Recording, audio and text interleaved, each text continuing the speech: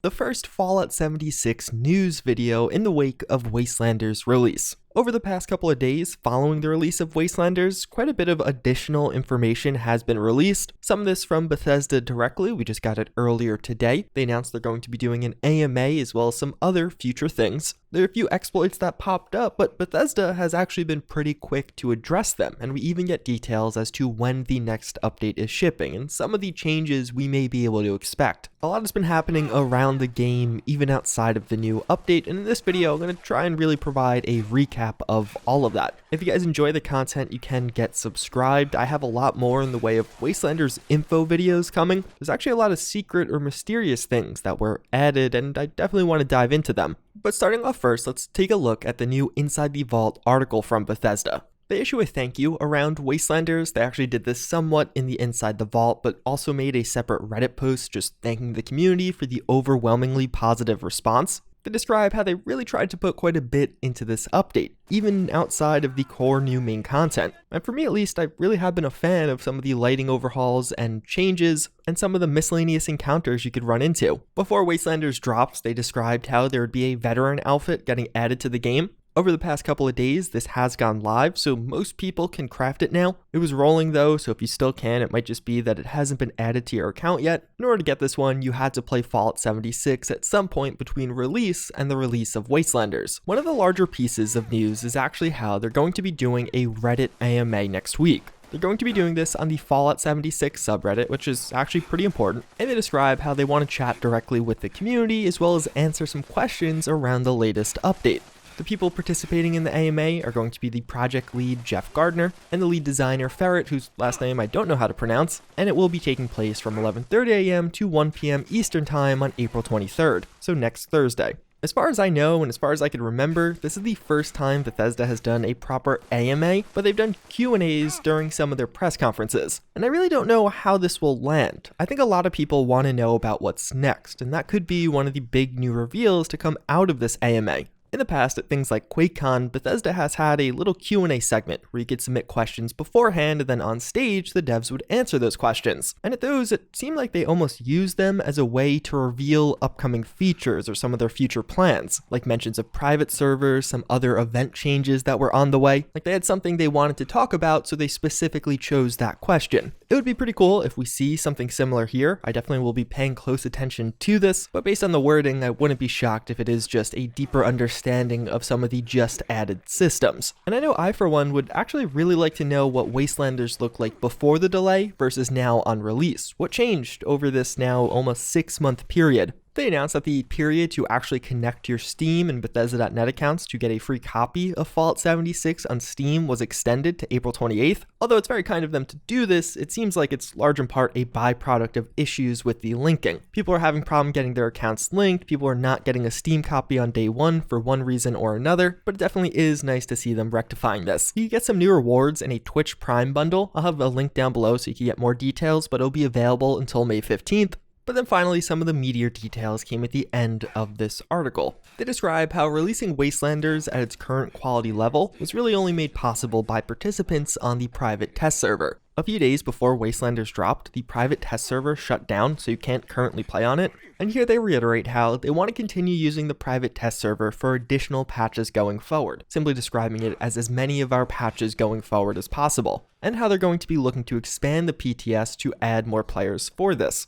There's no explicit details right now, just that there will be more details around this in the future. But as far as the next patch goes, they do say, our next patch is currently planned for May. It will largely focus on a few quality of life improvements, the return of the Fosnot seasonal event, and bug fixes. And also how many of those fixes were in fact things reported by players on the PTS, but there wasn't enough time to implement them prior to launch. So this was quite shocking to me, because for me, waiting until May for bug fixes seems quite long, especially when you take into consideration several of these bugs were known about during the PTS. Some of the VATS issues in particular apparently were a lingering problem that just couldn't get fixed before launch. Bethesda typically releases updates on Tuesdays. The first Tuesday of May would be May 5th, aka 3 weeks from the launch of Wastelanders and roughly 2.5 weeks from now, although Fosnot isn't coming back until May 19th, so this patch is probably going to be in one of the first few weeks of May, although I would personally be shocked if it's at the first week. So in other words, it's going to be roughly 3 weeks, or more likely I think a month, between the Wastelanders release and some of those bug fixes, which seems a little bit long to me.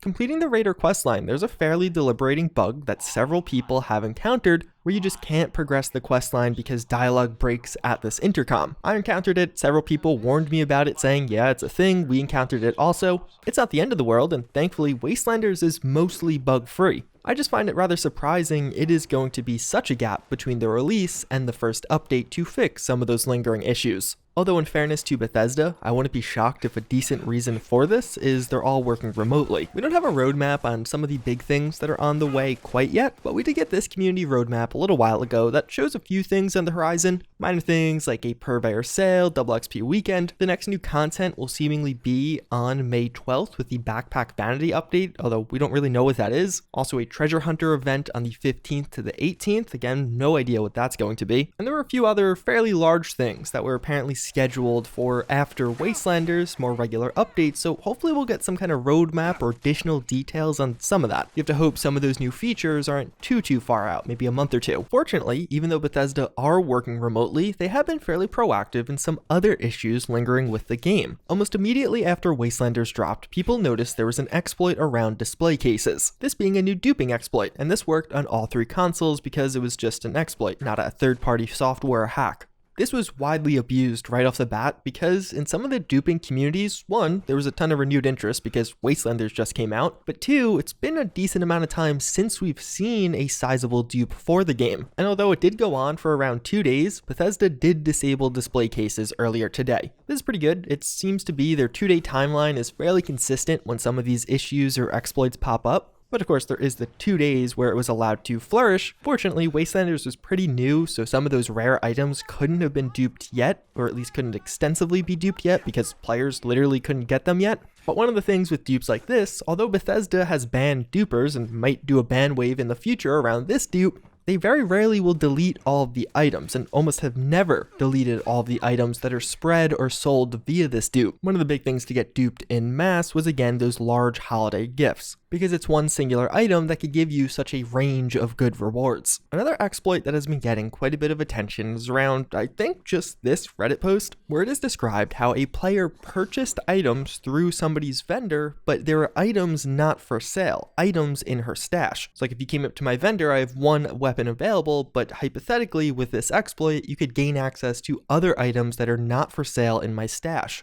And specifically, it's described here how those items are purchased for cheap. I got a ton of messages around this, and based off everything I've seen, I haven't been able to verify it. And in fact, several people who have been the ones to find some previous exploits and report them to Bethesda have been trying to do this unsuccessfully. Thus far, all of the reports of it seem to be somewhat secondhand, or somebody saying they think this happens to them, but they don't have any proof. As far as the hacking communities, it's not like a way to do this seems to be really known. So perhaps it's something that's difficult to do and only a handful of people actually know, or maybe it's just not real. Maybe something else happened here. I mean, this original post is literally a secondhand account, so I'm not totally sure. I don't want to tell you not to worry about this or that it's totally fake, but thus far I'm leaning on it not actually being a thing. Maybe something else was going on here. I'll definitely keep you guys up to date though if something new comes out or if it is revealed that it is in fact a genuine exploit that a handful of people know about. I will pin a comment. And actually, as I was literally rendering this video, we got news that vending machines were also disabled by Bethesda. So now this isn't related to the vending machine stash thing, but rather it's the same dupe exploit you could do with display cases being carried over to other containers. And that's a pretty big one. A lot of people love vending and player vending, including myself, so it'll be interesting to see if this expedites a more permanent solution. Although something else that is very real and was just addressed by Bethesda is RMT trading.